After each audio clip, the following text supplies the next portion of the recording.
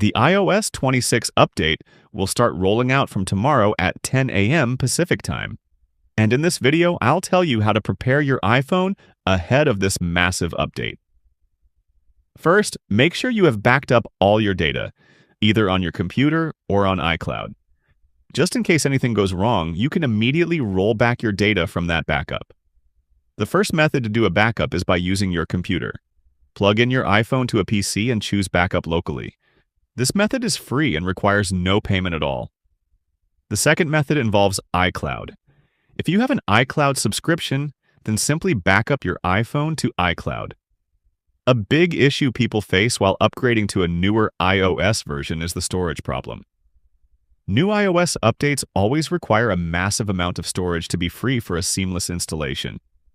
If your iPhone doesn't have enough storage, then simply offload all those unnecessary apps from your iPhone.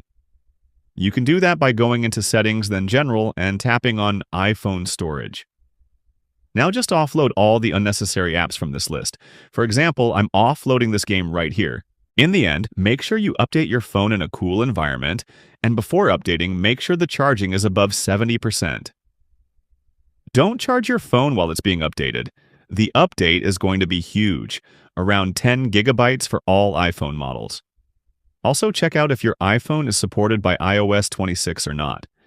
Following are the devices that will get iOS 26 tomorrow.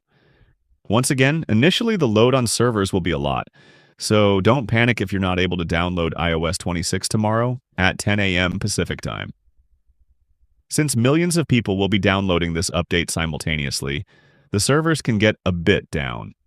Let me know in the comments if you're going to update tomorrow to iOS 26, or if you're already using the iOS 26 beta version. It'll be interesting to check out the numbers. With that said, don't forget to subscribe, and I'll catch you in the next one.